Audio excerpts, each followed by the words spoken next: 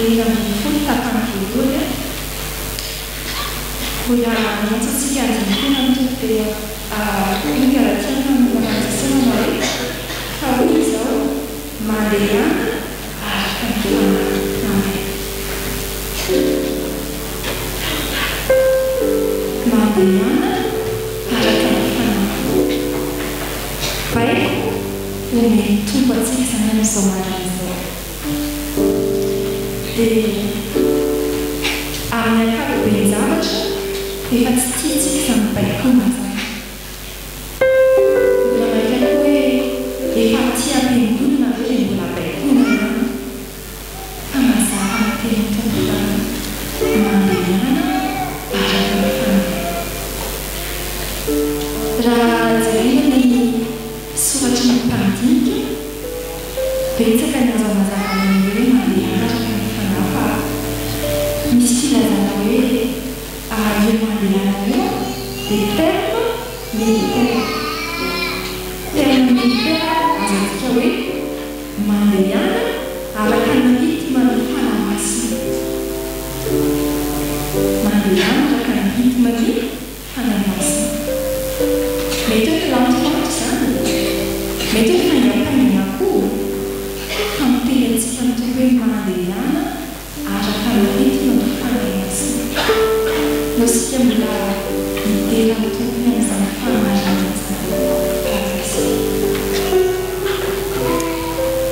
rehefa misotranao zay amin'ny fanahy masina izay nomenao anay rehefa nomenao zay nomenao anay taminanao anabatisa ilay mbola misotranao amin'ny programanay zay izao ataonao tempony ny fanahy masina sotra tompo ankehitriny zay mifonanao tsy mitazy hoe bitsiky ny fanahy masina tsy mitazy taridalana ny fanahy masina tsy mitady azy hoe anaraka ny ritme ny fanahy masina tena hoe tsy manaraka ritin'izay fona mpamonjy ny fona ankehitriny dia manondraky fonday aoka ny fanahinao masina ihany no mampandehanay araka ny fanahy aoka ny fandahinao masina ihany tompo mampandehanay araka ny fanahy dia marina nay tena hoe ampamovo tsara eo amin'ny fiainanay zany fanahy masina na dia fiadana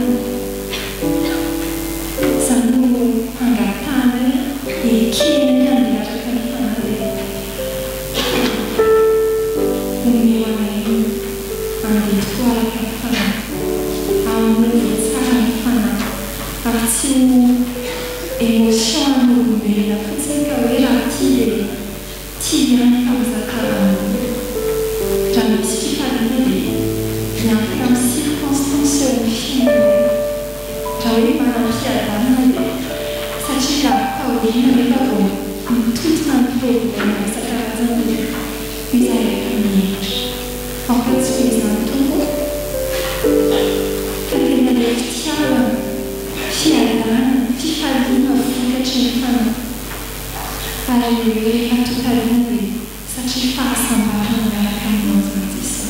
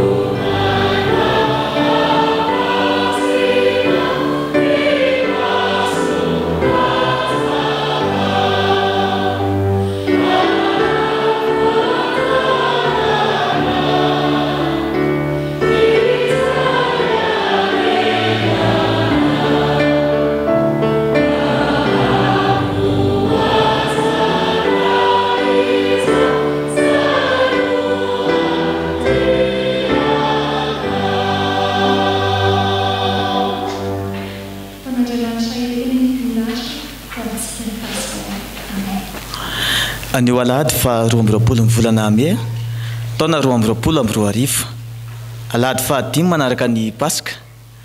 Alahady tondranam-bavaka ny fiombonan'ny fiangonana protestanta eto Madagasikara na ny FFPM izay manerana ny sany FTKM ary mpanjinantsika ny lohahevitra hatramy manao hoe manavao ny fanahy masina. Ho an'izay malalan'Andriamanitra sady voantso masina ho aminareo aneny fahasoavana sy ny fiadanana avy amin'Andriamanitra raintsika sy Jesosy Kristy Tompo. Amen. Andeha hitsangana ny fiangonana. Isaotra sy hideran'Andriamanitra isika amin'ny alalan'ny salamo amin'ny anaran'i Jesosy manao hoe tafatoetra ny foko Andriamanitra, eny tafatoetra ny foko, ihira sy ankalaza aho, mifoaza ary voninahitra, mifoaza ary valisy lokanga, ifomaraina koa aho, hideranao eny amin'ny vahoaka aho Tompo, ankalazanao eny amin'ny firenena aho, fa lehibe miatra amin'ny lanitra amin'ny famindraponao, ary miatra amin'ny rahona ny fahamarinanao. Misandratana ambony lanitra ianao Andriamanitra, aoko ambonin'ny tany rehetra ny voninahitra aho. Amen.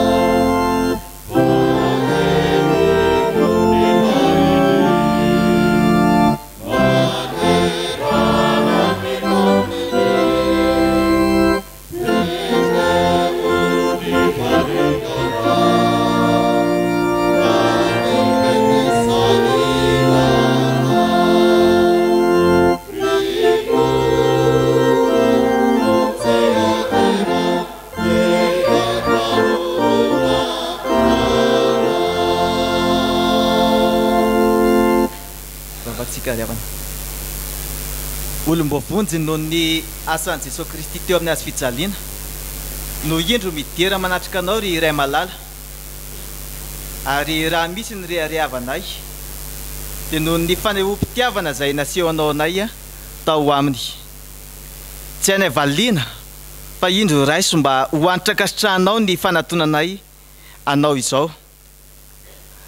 Isaoranay fa nomenao finoana no taminao iombona ty ampiangonana izahay isaoranay fa afaka hitondram-bavaka ny fiombonan'ny fiangonana protestanta eto Madagasikara ihany koa izahay anio avy fanahy io mba hatreo izao fotoana izao avao zay reto mpanomponao fa mangetahetanao amin'ny anaran'i Jesosy nanaovana ny vavakay amen.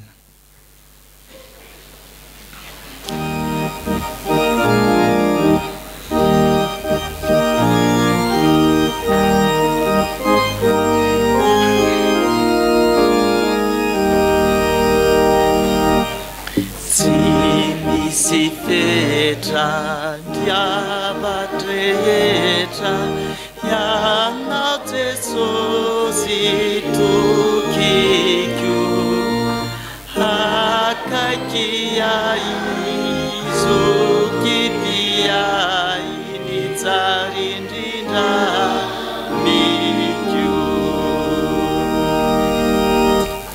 Vavatsika mitenena amina izandrinao Jesosy fa vonina iainanao izahay amin'ny anaranao no anaovana ny vavaka amen.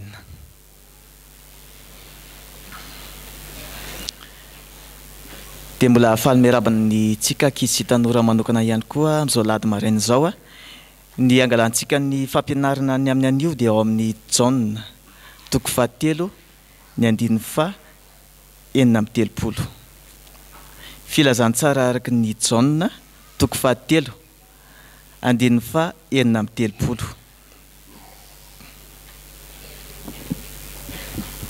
Rehefa hitantsika izany dia indray raha antsika mamaky amin'ny anaran'i Jesosy manao hoe izay mino ny zanaka manana fiainana mandrakizay fa izay tsy mino ny zanaka dia tsy hahita fiainana fa ny fahatezerin'Andriamanitra no mitoetra eo aminy amen. Aiza moa misy an'izay? Jaona 3:7-9:30. Tamin'ny andron'ny missionnaire iny no nitrangan'izao tantara izao ry Sandro Malala isany tanany faritry ny Moramanga tany no isian'le tantara. Gaga ty missionnaire anankiray nahita ny ankamaroan'ny olona miambozona vakana sy eny an-tanany ihany koa misy karazana vakana marobe isan-karazany. Dia taitra izy inona ary no anton'izao zavatra izao. Dia nanao fanadihadiana izy dia hoe avaiza reny inona ny antony reny. Dia nanontany olona izy dia hoy ny olona hoe ingakama ilay pisikidinay no misaranay andreny. Avy ozy izy mba ataovy miona an'izany ingakama izany ozy izy fa tena mba te hiresaka aminy. Dia nandeha teny ny fotoana dia tafahoana tamin'ny ingakama ihany ny afaran'ny missionnaire anankiray.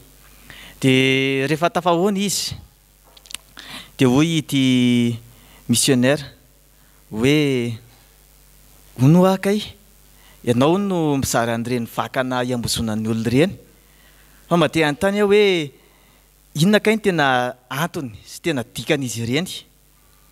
Dia ny missionnaire tamin'izany fotoana izany moa ataony zareo hoe pastera. Dia izao pastera ozy kama zany ireny dia fiarovana ho anay ireny mpiambina anay ireny na ho an'ny resaka fahasalamana zany na ho an'ny resaka tsy fandriam-pahalemana miaranay amin'ny rehetrarehetra ireny zany tena anton'izy ireny pastera. Ay ve ozy ity missionnaire anankiray. Dia vitamina nefa izy ireny ary indray tonga dia azo voamasina azo voatokana mihitsy nanaovana anazy ireny dia tena tsy dia ahitana ireny eny an-tontolo eny fa za ihany no tena mahita azy. Ay ve ozy ity missionnaire dia izao ary raha mba mety ianao dia mba asaika ianao ho any an-tranonay mba ataoko hitanao ihany koa ilay mpiambina anay ilay mpiaro anay. Dia hoy izy ity kama hoe eny ary fa ho avy atopoko. Dia tonga ary ny fotoana izay nifanomezana izy mirahalahy reto vao nanondona tena ny mbaravarany nga kama dia indro notsenany missionnaire mandroso ianao i kama. Vao niditry ny vavady i kama dia tonga dia natahotra be nisy alika be zany hitany tonga dia nitsoka izy aza manao an'izao pastera aza manao zao aza mifametaka ohatr'izao tsika avianao tsy maninona zany io dinio tsara fa jereo fa tsy maninona io ozy izy zany tentiniany kama tsara koa tentiniany elaela ay tsy tena alika izy ty fa alika mivita an'le lambo reny la hoe nonorsa be re zany hitany aiko fa maninona koa ianao de manao an'izao io le mpiamina anay atao tanàna io le fanteneko anao hoe ataoko mahitan'izay mpiamina izay ianao pastera inona ny vitan'io lamby io e pastera sady tsy mivovo io tsy manaikitra inona zavatra vitan'izy io ka io mpiamina tanàna anay ato atram'izao aloha zao hoe mbola tsisy nanina iny inona ny vitan'io pastera ainao raha de manany ana loatra hoy kama zany de ntsika an'izay pastera ay tsapanao ihany hoe zavatra tsy miaina io zavatra tsy mahavita na inona na inona io de tahaka izany ihany koa ngereny vakana zay nyzarainao an'olona reny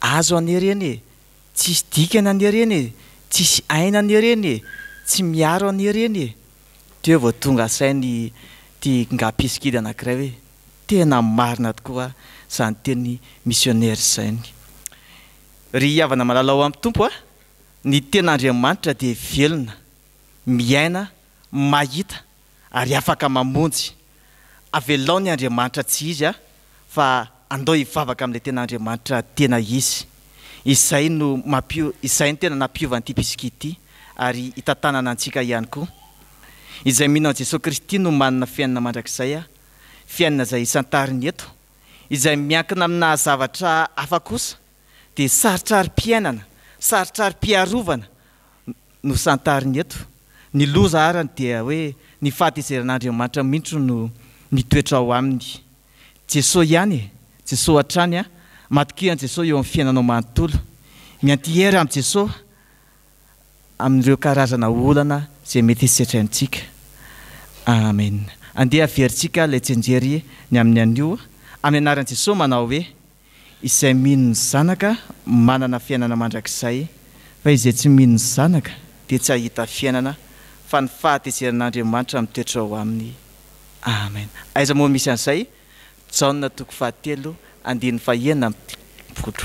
dia hivavakintsika misaotra Jesosy fa nampafantatra anay ianao fa ianao irery ano no tena mpamonjy sy mpiaro anay eo amin'ny fiainana amin'ny anaranao Jesosy amen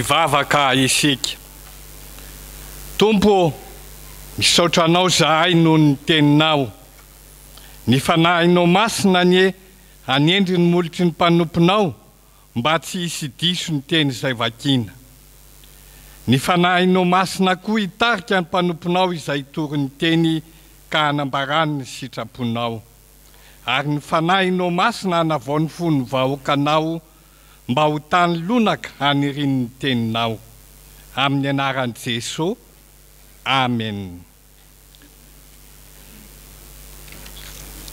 hiaraka hamaky sy hainy soratra masina isika ao amin'ny fanekena taloha bokin'i Ezekiela 7:30 andininy voalohany ka hatramin'ny 7:40 rehefa hita dia ho vakiana amin'ny anaran'ny Tompo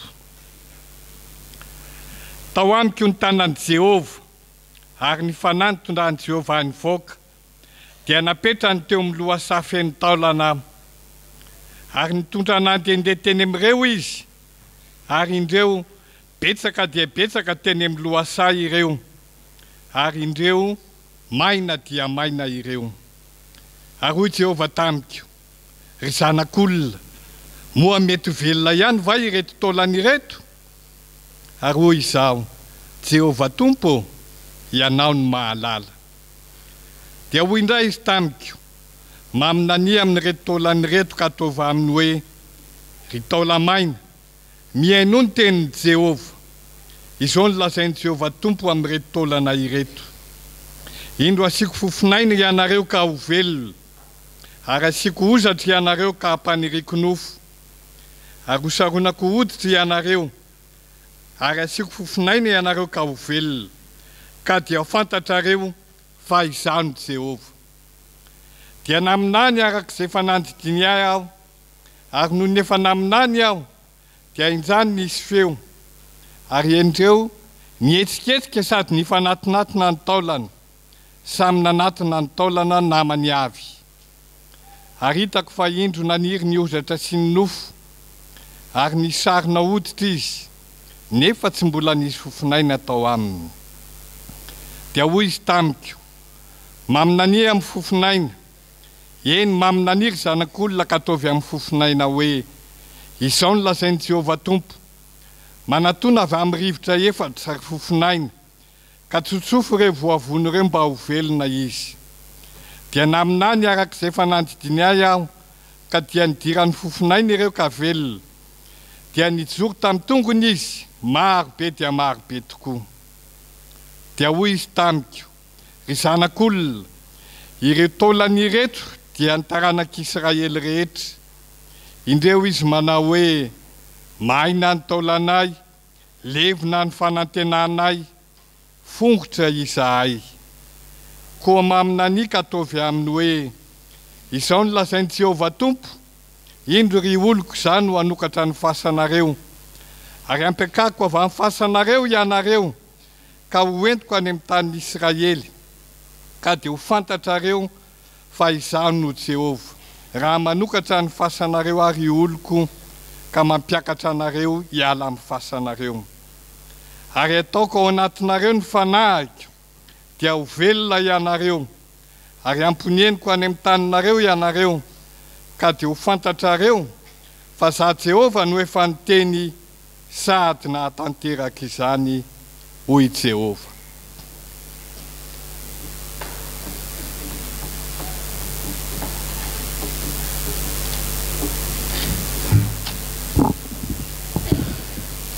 Ho tohizatsika amin'ny famakiana ny soratra masina ao amin'ny fanekena vaovao, filazany tsara araky ny Jaona.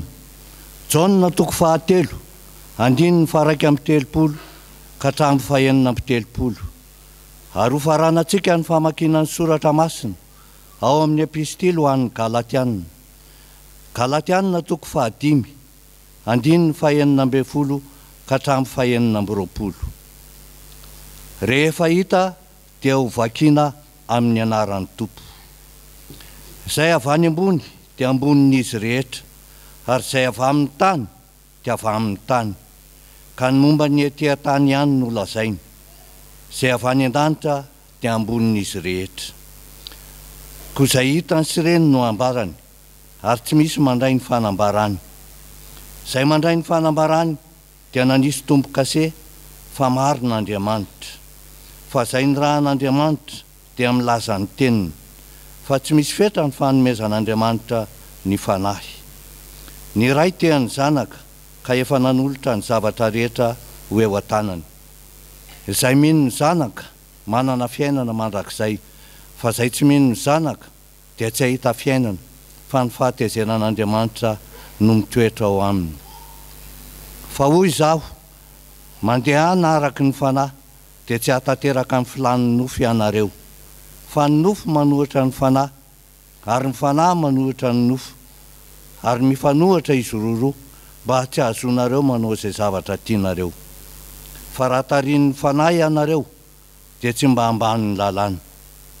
Fa miariary ny asan'ny nofo dia izao: fijangajangana, fahalitoana, fijejojejoana, fanompontsampy, fanaovana ody ratsy, fandrafiana, fifandirana, adilà, fiafinafonana, fifampiandaniana, fisarahana, fitokoana, fialonana, fahamamona, filalaovan-dratsy ary ny toy izany. Izay lazaiko aminareo raha teo taky ny voalazako fahiny koa, fa zay manao izany dia tsy andova ny fanjakan'Andriamanitra.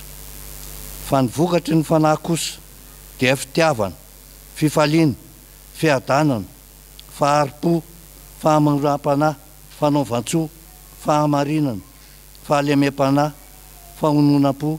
Tsy misy lalàna manohitra izany. Fa zay any Kristy Jesosy dia efa nanombo ny nofony mba ny faniriany sy ny filany tamin'ny azy fijaliana.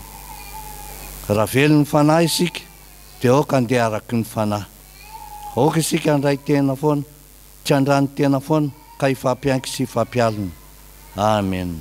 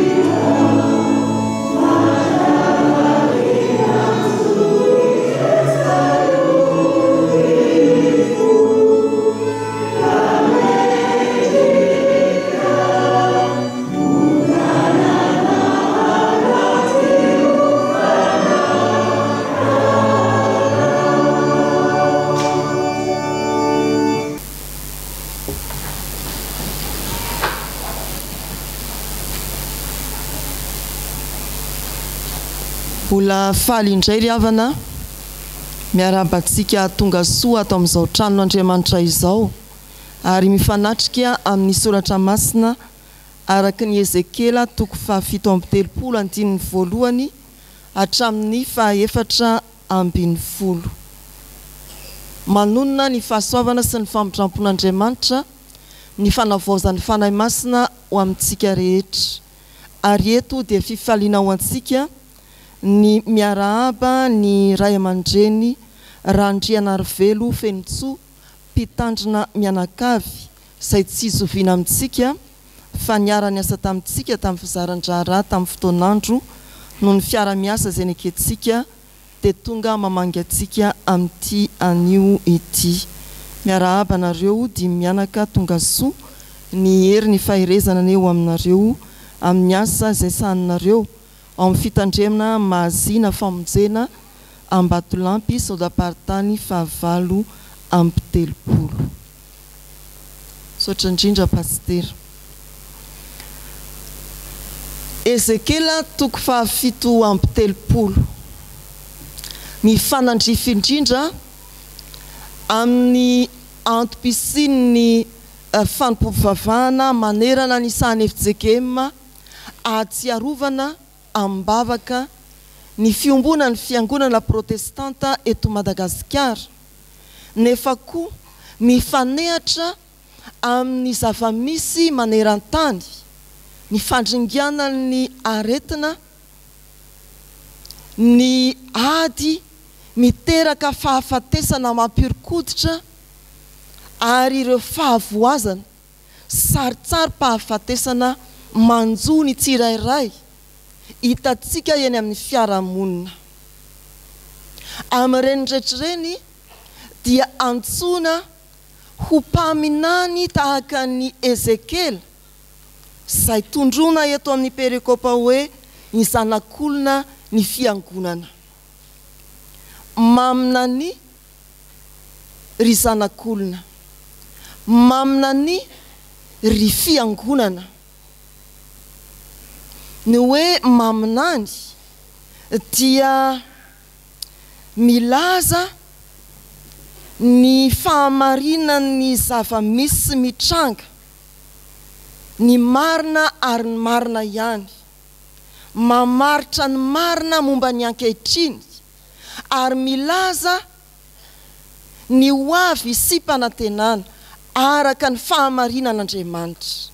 Inona ny zava-misy ankehitriny ary ahoana ny hoavintsika hoy Andriamanitra.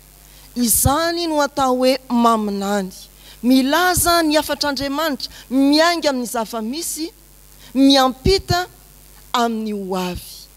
Izany no anirahana ny Ezekela manoloana ireo zava-misy nampahitan'Andriamanitra azy teo amin'ny fiarahamonina sy ny fiangonana. Ezekela mpaminany ny fiangonana, fiangonana mpaminany mijery sy miteny. Ezekela mpaminany ny fiangonana, fiangonana mpaminany miaino sady miteny. Mijery ny mpaminany, miteny ny mpaminany, mahita ny mpaminany, manakolazaina miainga amin'ny zavatra hitany ny mpaminany. Miaino ny mpaminany, mandre ny mpaminany ary misokabava miteny, manambara fanantenanany amin'ny hoavy ny mpaminany. Eo amin'ny andininy voalohany sy faharoa riavana. Ny mpaminany dia entin'Andriamanitra amin'ny fanahiny mba hamakivaky ny fiarahamonina. Nandeha nentiny nivoaka, napetrany teo amin'ny lohasaha feno taolana aho, nitondra nandendeha teny amin'ireo izy.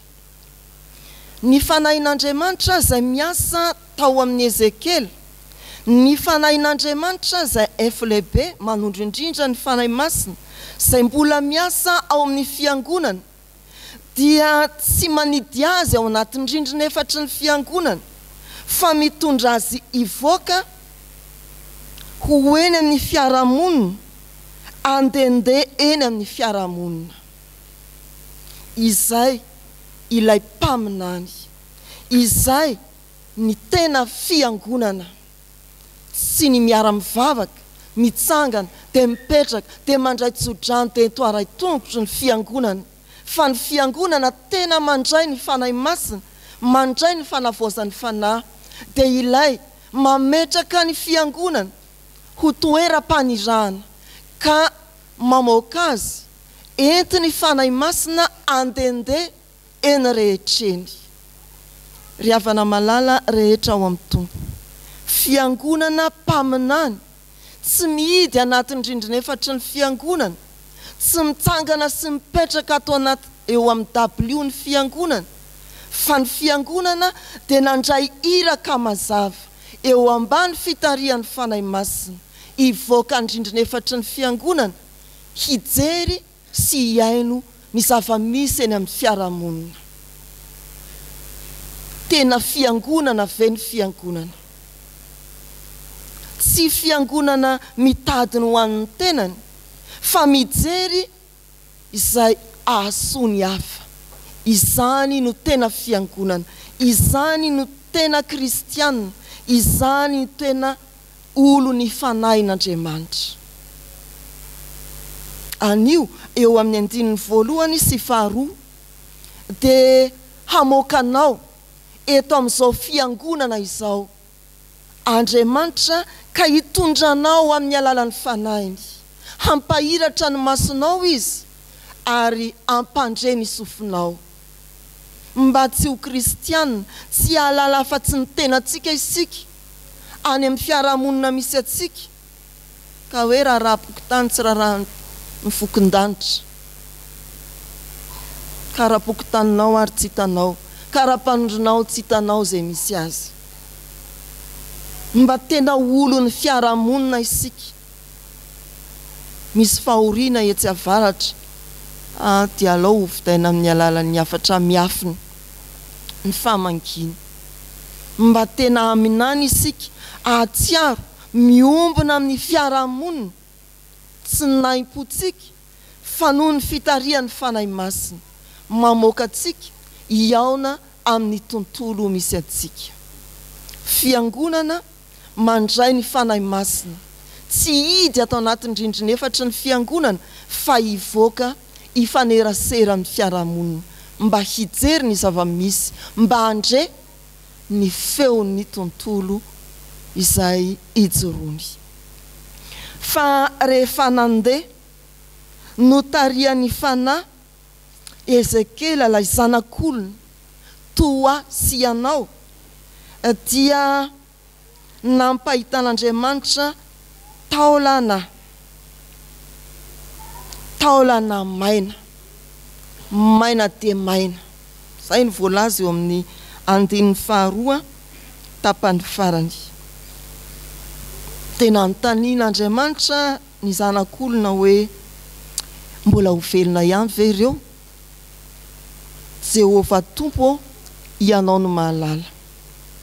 Mametraka ny fiarahamonina eo ambany fahefan'Andriamanitra. Ny tena fiangonana miditra antsehatra any amin'ny fiarahamonina. Ary rehefa nametraka izany ny zanak'olona dia nirahany naniraka azy Andriamanitra hanao faminaniana 3 miantaona. Ny faminaniana voalohany eo amin'ny andininy 4 hatramin'ny 9. Faminaniana faharoa dia ny andininy 5 sy ny 10. Ny faminaniana fahatelo dia ny andininy 11 hatramin'ny 14. Zao ary ny izy maminani amin'ireo taolana ireo ka ataovy amin'ny hoe ry taola maina mianoho ny tenin'ny Jehovah. Izay ilay faminaniana voalohany. Mitaona ny fiarahamonina hiaino ny tenin'Andriamanitra mba ahafahany mifanatona, mihavana. Zay moa ny hetsiky ny taola maina raha vao nisy feo dia ny fanatona ireo taolana, naniry ny hozatra ary nisy ny nofo. Ny hery ny tenin'Andriamanitra mampifanatona ny misaraka, mampisy endrika indray ny efa foana. Mba azo tsiketretina ve zany hoe lohasafa ny taolana maina dia maina? Rehefa notenenina ny tenin'Andriamanitra, rehefa naminany ny mpaminany, dia nihetsika ny taolana. Tsy klipin'nga Michael Jackson nakory. Nihetsika ny taolana, ny fanatony, tonga nisy endrika hozatra sy nofo indray. Sary ny fiangonana izay mitoetra aty amin'izao tontolo izao zany ry havana. Ilay fiangonana andany milaza hoe église, ankilany teny hoe temple, ny sasany teny hoe pretra, ny sasany teny hoe mpitandrina na pastora, ny sasany mirahira ny batisa ho an'ny olona rehetra, ny sasany manavaka ny olon-dehibe ihany no atao batisa, ny sasany manakolazaina ny amin'ny hevitry ny Eucharistie ho izao na izao, ny hafa manana ny heviny manokana. Ireo ilay taolana maina dia maina. Ary ao anatin'izany ny fiombonan'ny fiangonana protestanta eto Madagasikara, izay isaoran'Andriamanitra fa na efa 100 taona no mihoatra azy, no nisian'ny fiombonana dia ao niezaka tsy maintsy atao anantenana ny asan'ny fanahin'Andriamanitra, ny asan'ny tenin'Andriamanitra, mampifanatona sy mampiombona. Fa tsy makalavitra isika. Indraindray eo amin'ny fiangonana, ny ao anatin'ny fiangonana, ny fiarahamon'ny fiangonana, dia mbola misintona ny marina amin'ny andaniny ary mandrivotra ny marina amin'izay heveriny ankilany. Dia misasaka eo ny marina. fa ny marina araka an'Andriamanitra. Rehefa miteny Andriamanitra dia hitambaram-be zany ka mampiombona. Tsy ny marina na ny atsasaky ny marina sy tomy ny andaniny na ny ankilany no izy, fa ny marina araka ny tenin'Andriamanitra izay mampiombona. Raha mbola andrivotra ny marina, everiny ny antoko-pivavahana tahak'izao na tahak'izao, na ny kristiana takitsy dia tavela eo ny fisarahana. Mihira ny fiombonana riavana. Ity perikopa anio ity ary mikendry izay andro sony ny fiangonana amin'ny fiombonana lalindalina kokoa araka ny tenin'Andriamanitra. Riavana malala rehetra ao amin'ny tompo, sary ny taolamaina, saraha ny fahafatesana, ny fiainantsika aty amin'ny fiangonana fa indrindra any amin'ny fiarahamonina. Raha miteny ny mpaminany, raha toriana ny afatr'Andriamanitra, raiso izany ary amarino amin'ny fiainantsika mba hanetsika indray ilay taolamaina ho tonga taolana miaina, mifanatona ary misy endrika, ozatra sy nofo. Fa tsy nijanona teo amin'ny fandrenesana ny tenin'Andriamanitra ilay endrika vaovao, fa tonga amin'ny fandraisana ilay fofinaina. Ny faminaniana fahatelo dia ny faminaniana ny amin'ny fofinaina, andininy fahasivy hatramin'ny sy ny fahafolo. Mamerina antsika any amin'ny Genesisy toko voalohany. Ilay asan'ny fanahin'Andriamanitra nambomba ny tany tsisy endrika sady foana ary nanome aina vaovao an'izao tontolo izao. Zao no voasoratra amin'ny anaran'ny Tompo.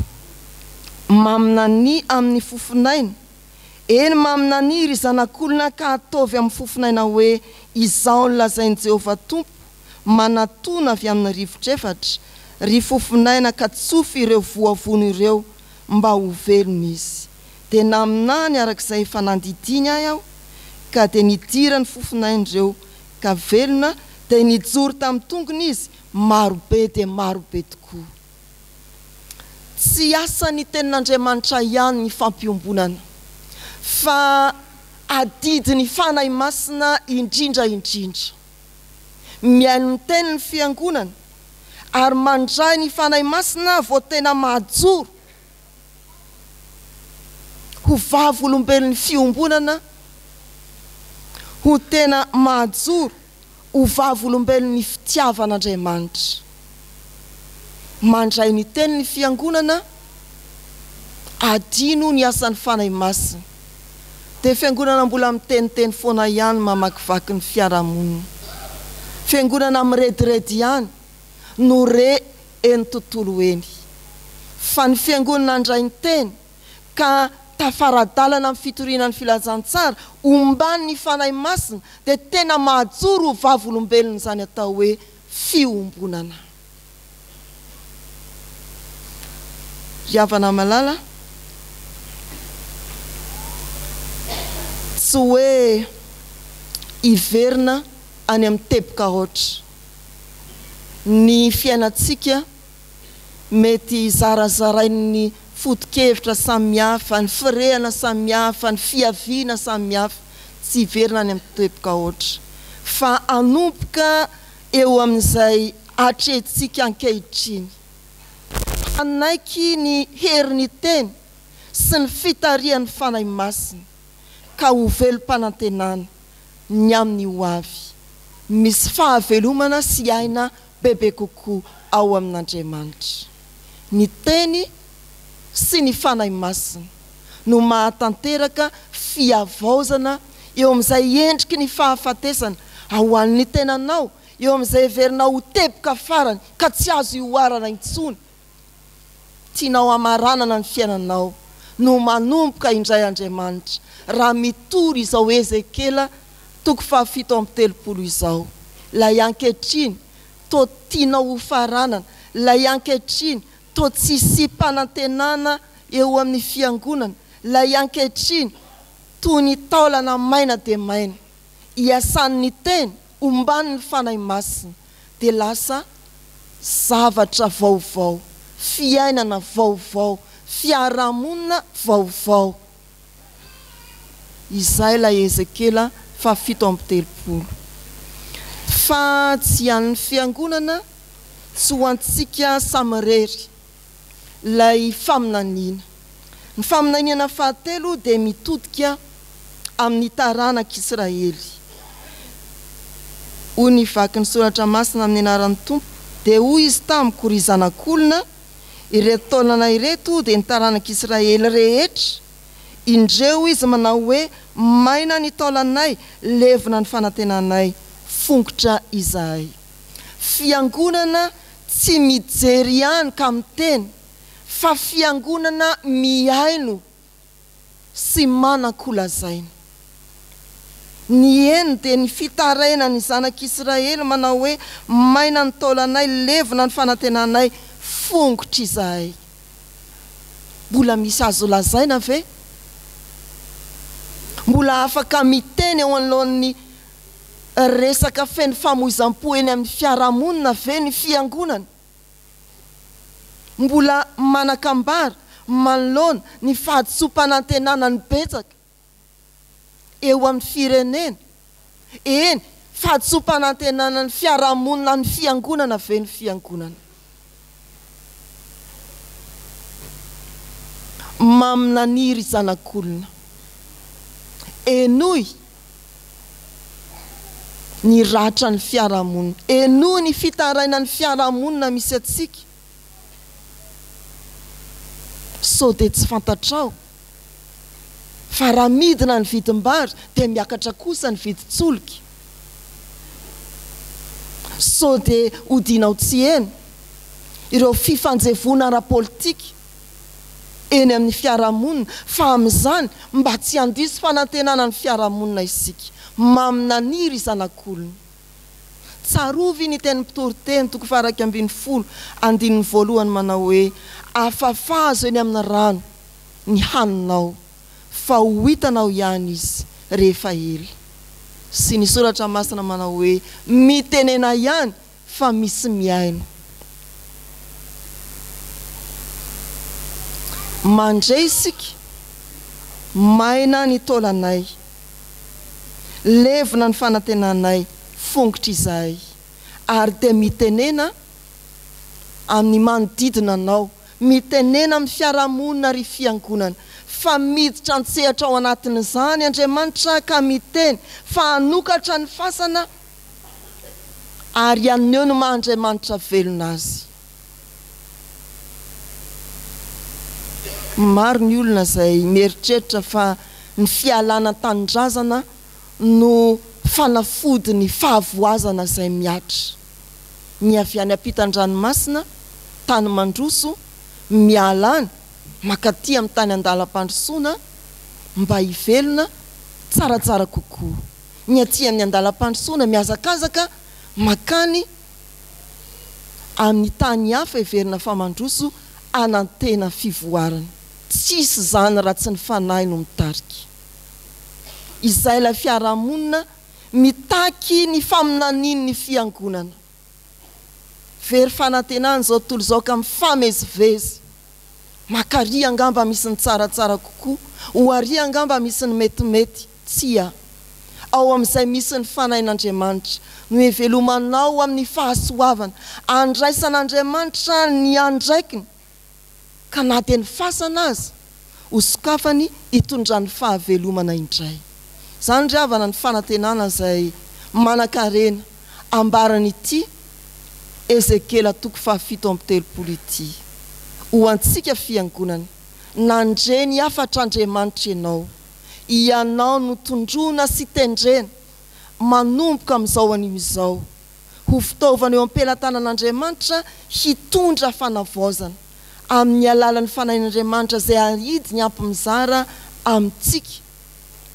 Ny fanahin'Andriamanitra mahatonga anao hanana mason'Andriamanitra hijery ny fiarahamonina, ny fanahin'Andriamanitra mahatonga anao hanana ny vavan'Andriamanitra hiteny amin'ny fiarahamonina. Ny fanahin'Andriamanitra mametraka anao ho mpiaino sady ho mpilaza koa.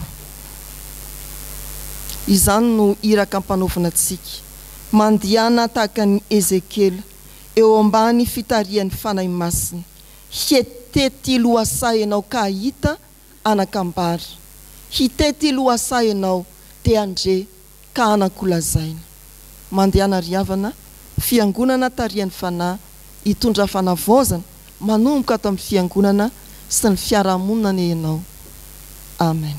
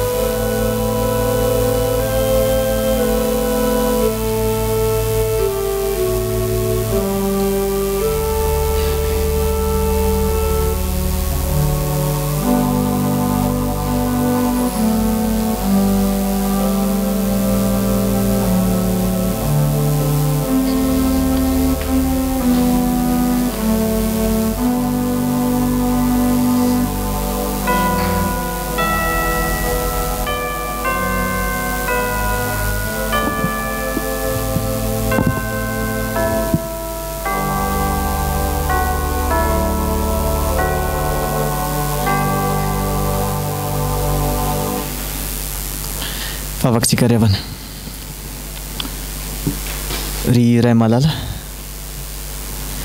eo anatrihan'ny teninao dia menatra sady mangahy tokoa izahay.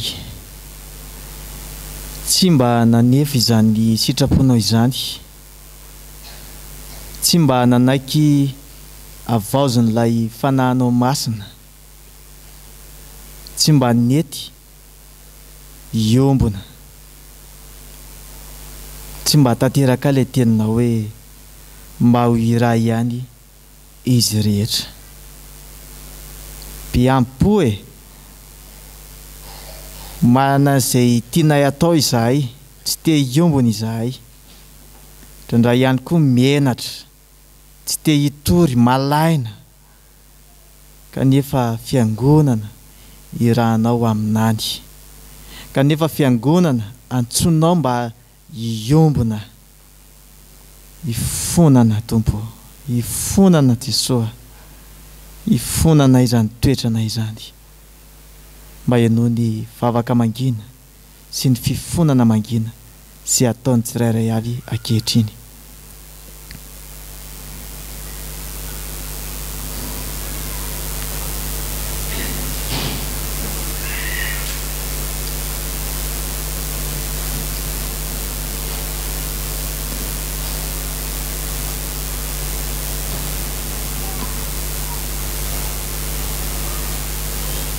Ny fanantenanay dia Andriamanitra be famindrapo ianao, Andriamanitra mpamela heloko ianao, ka rehefa nibebaka marina teo anatrihanao izahay dia avelanao izany.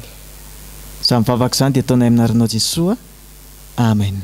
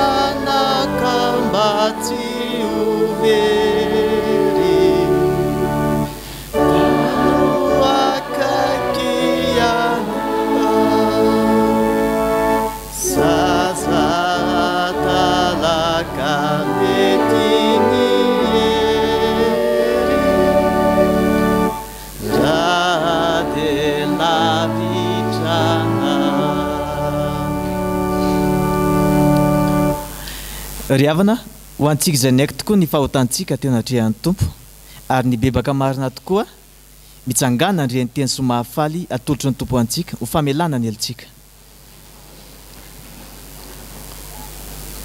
hoy ny tompo aminao a satria ninoanatra ianao ka nanetry tena teo anatrehako izao efa niaino fa toy izao no nitiavan'Andriamanitra izao tontolo izao nomeny ny zanalahy tokana mba tsy ho very sy rehetra mino azy fa hanana fiainana mandrakizay fa Andriamanitra tsy naniraka ny zanaka ho amin'izao tontolo izao anameloka izao tontolo izao fa mba hamonjena izao tontolo izao ary amin'izany dia tsy misy fanamelohana ho an'izay ao amin'i Kristy Jesosy ambara amin'ny anaran'ny tompo fa voavela ny elokareo no ny anaran'ny masina miderany anarany amen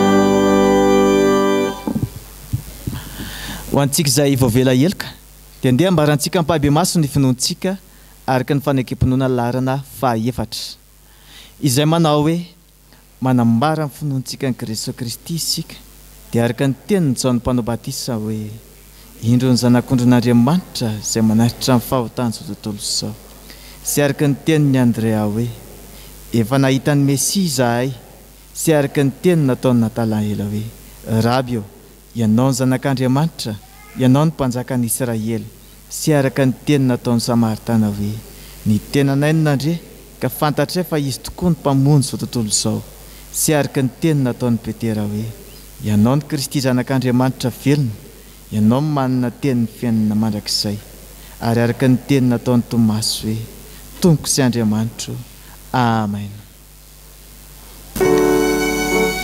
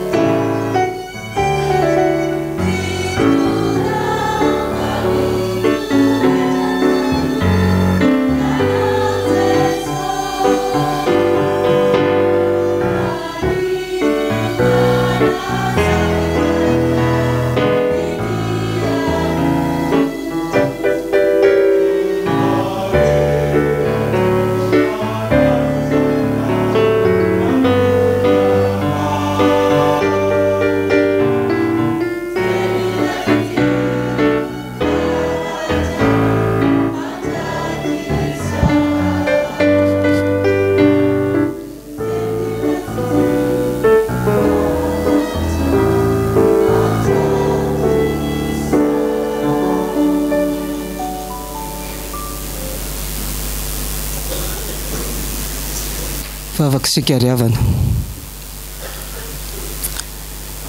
Misaotranao zay Jesosy fa mbola omenao fotoana ankehitriny ahafahanay mitondra ireo izay etaetanay eo anatrehanao. Satria ianao tokoa no mampianatra anay hivavaka mandrakariva ka tsy ho reraka. Ary ianao no miteny aminay hoe mankanesa ty amiko ianareo rehetra izay miasa fatratra sy mafesatretana, izao anome anareo fitsaharana. Koa tsy misalasala zay Jesosy ankehitriny manandratra ny vavaka ny etaetanay eo am-pelatananao.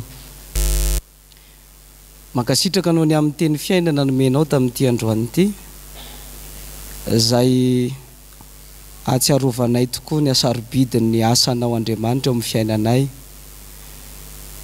Fa na ny taolamaina aza rehefa miasa ianao Andriamanitra dia tena vitanao tokoa no manome fiainana an'izany, ary atsiarovanay fa ao aminao tokoa no tena misy ny fiainana, ary tsy fiainana fiainana fa fiainana mandrakizay no raisinao aminao, ary isaoranay ianao indrindra reny.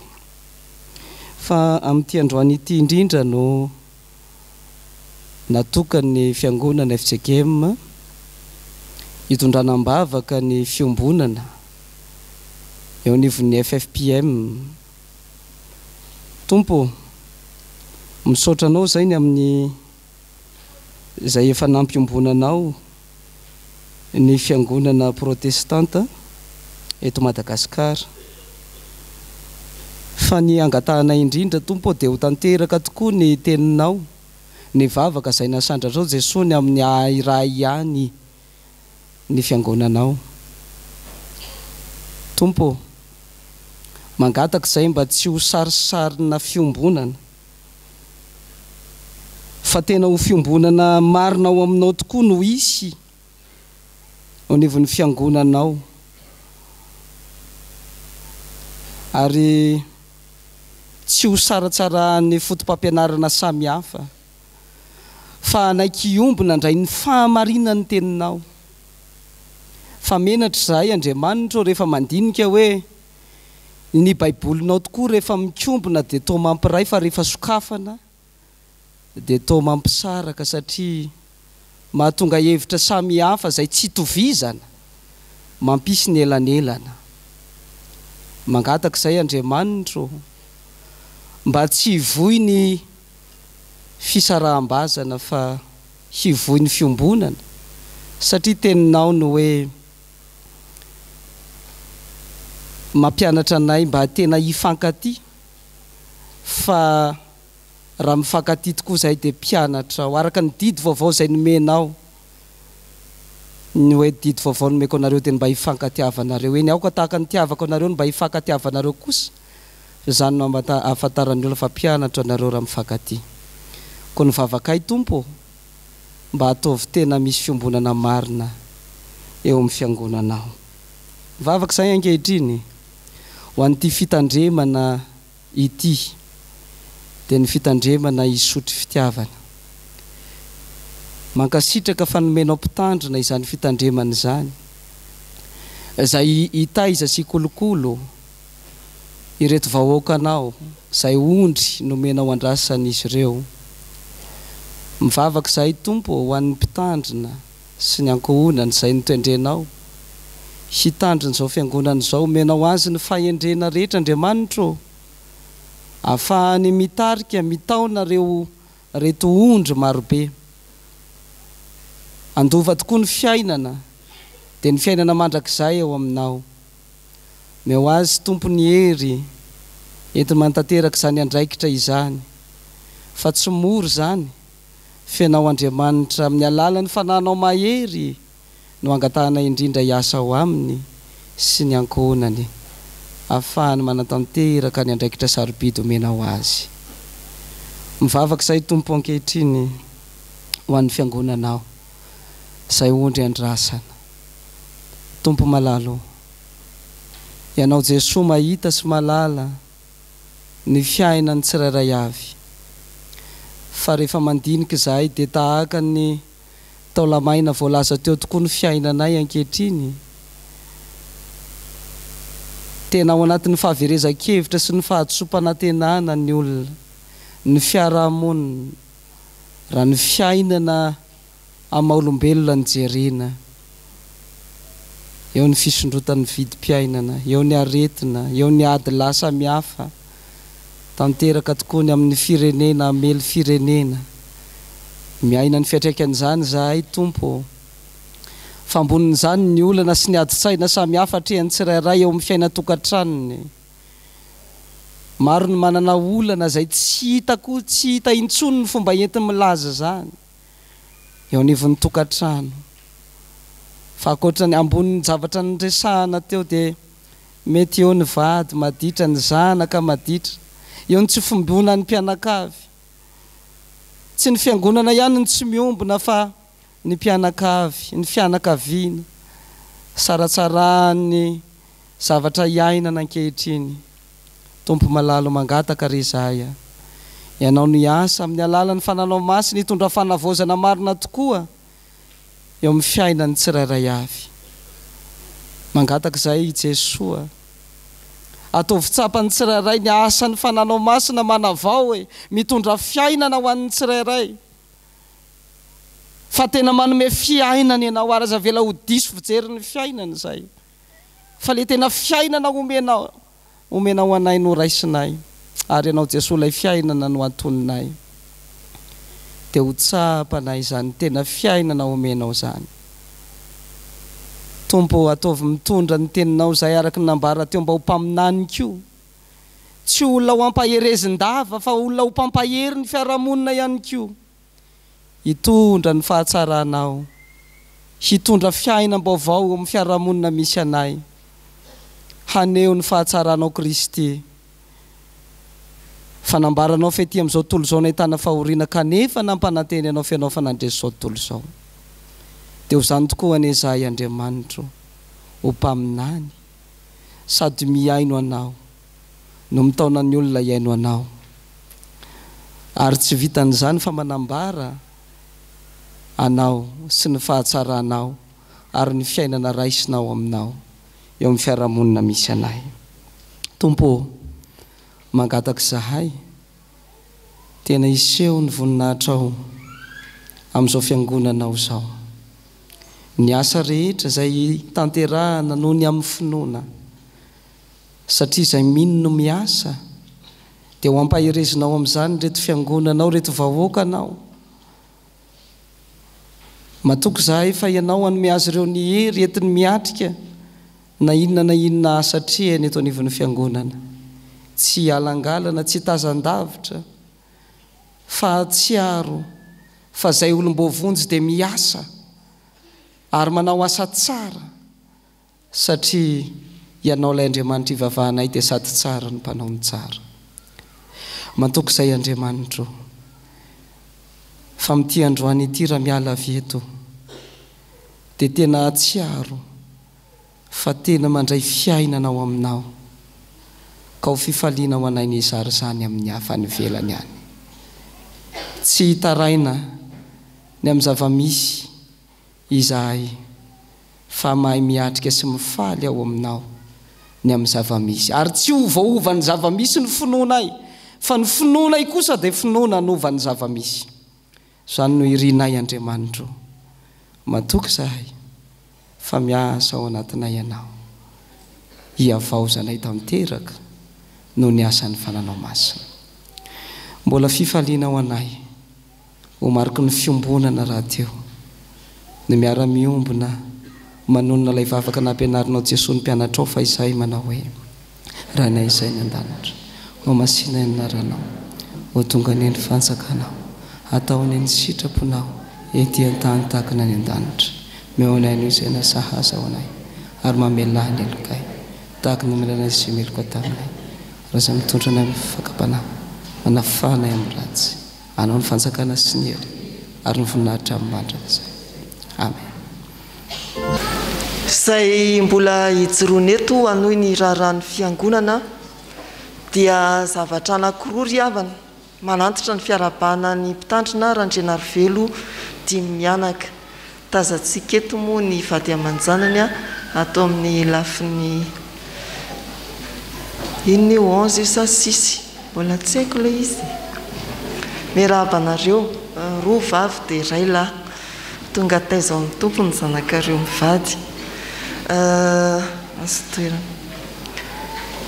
arak'izay fangatana fiara-miasa nosoratany tamintsika fiangonana dia tonga eto izy ireo tsy hamangiany fa mitondra voandalana vokatry ny tany avy any Ambatolampy.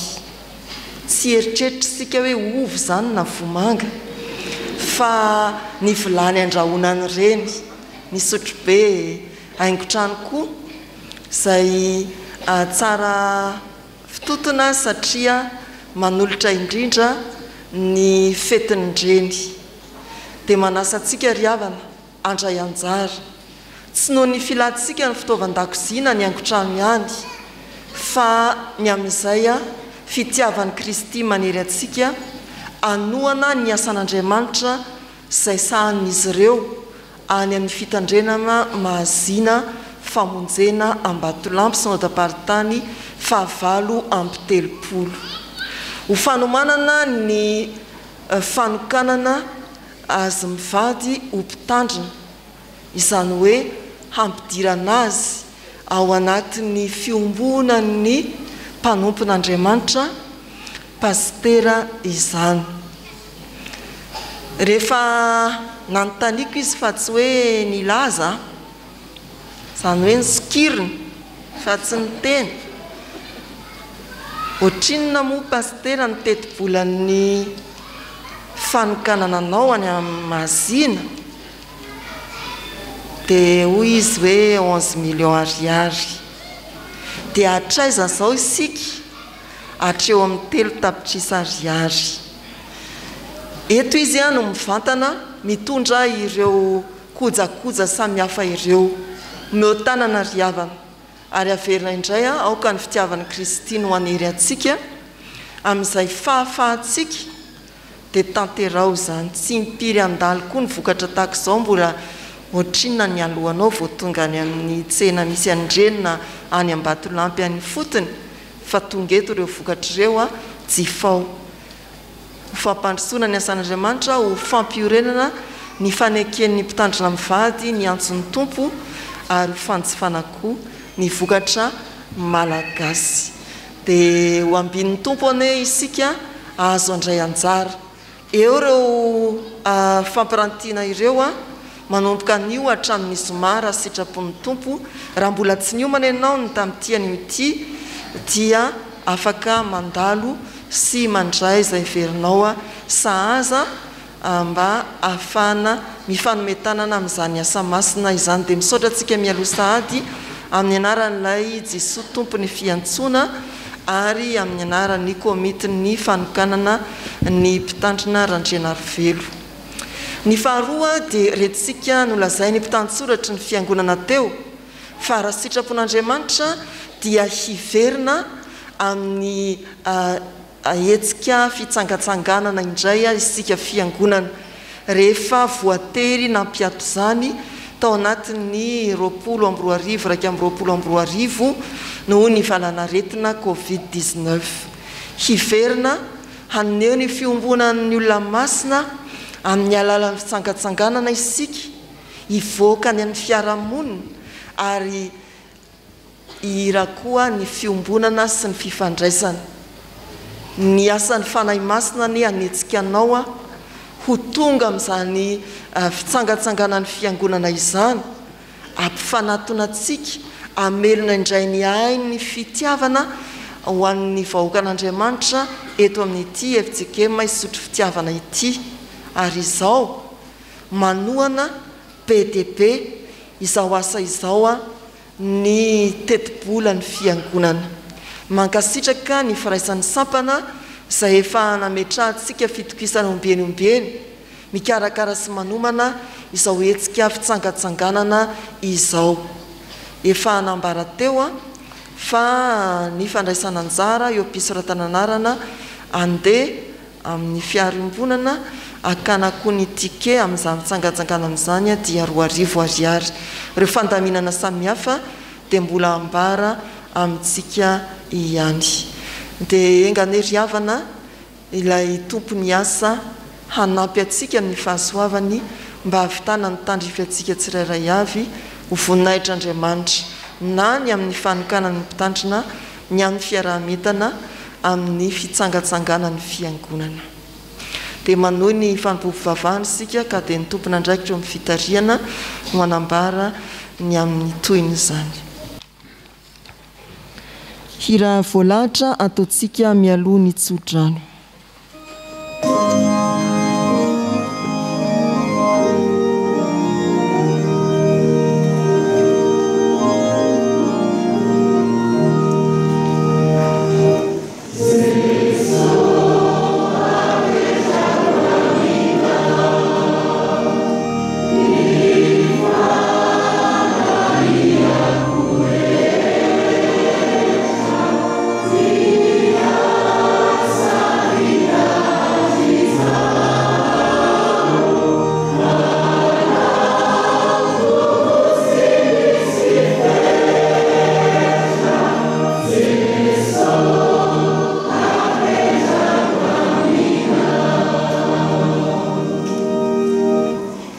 Raiso mba ho tanteraka aminareo ny tsodranotononona amin'ny anaran'ny Tompo.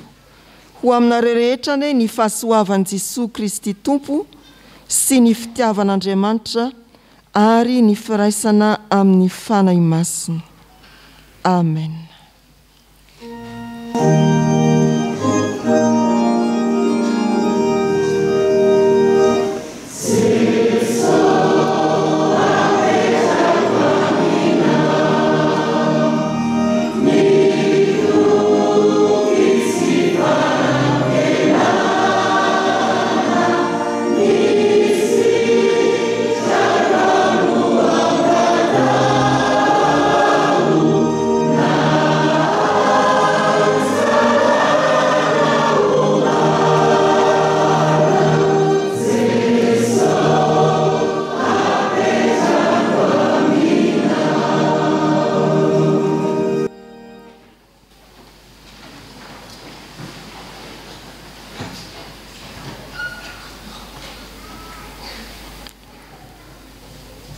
Ho an'Andriamanitra irery ihany ny voninahitra amin'ny anaran'ny Ray sy ny Zanaka ary ny fanahy masina.